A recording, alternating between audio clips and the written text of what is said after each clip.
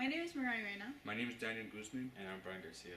For our graphic design PBL, we chose to do a story based in the time period of the Salem witch trials. We had to brainstorm on topics to base our story on. We debated on many historical events, but in the end, we chose the period of the Salem witch trials. A choice I was satisfied with. We proceeded to research the topic to gather more information. The information found was recorded and posted on our PBL website. Our first official task was to create the PBL website. Brian took the part of the website manager and updated it whenever necessary.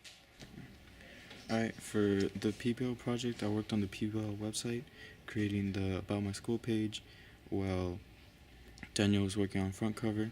I would be working with the whole About My School page and the PBL website, doing our research and everything, while also helping with Mara on the storyline just a little bit to make sure that we were on task. Next, we began to plan out the story. We made sure to include characters, design ideas for the font and back cover of the book, and a short summary to build our story around. This was the first assignment we were required to turn for a grade.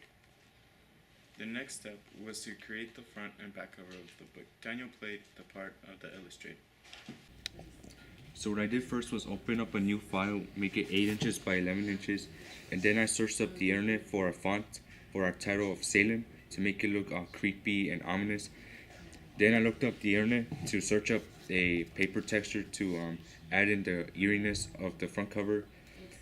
And then I searched up images such as the gravestone you will see in the front cover and the background, the hills.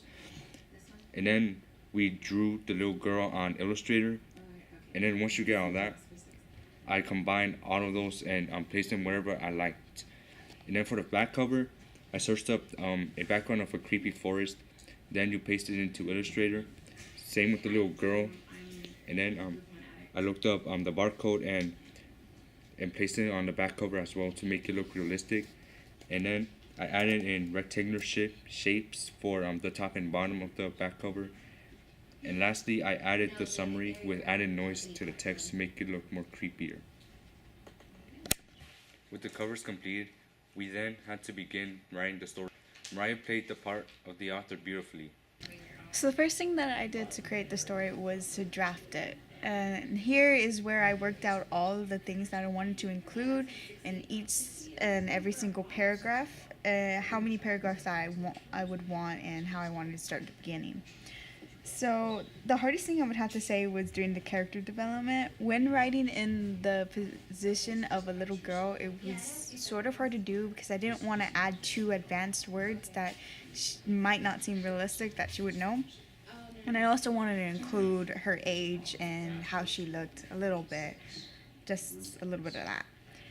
Next was adding details to it, so it was basically going into the development of the story and making sure that the flow was believable and relevant.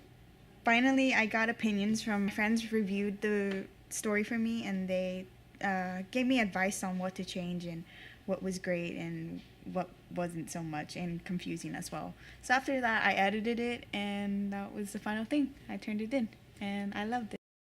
After everything was completed, we took our story to my English teacher, Mr. Powell, so that he could revise and edit the writing for us. We made the final edits before turning in our story to Mr. Gonzalez. Thanks for watching. For more information, visit our PBL website at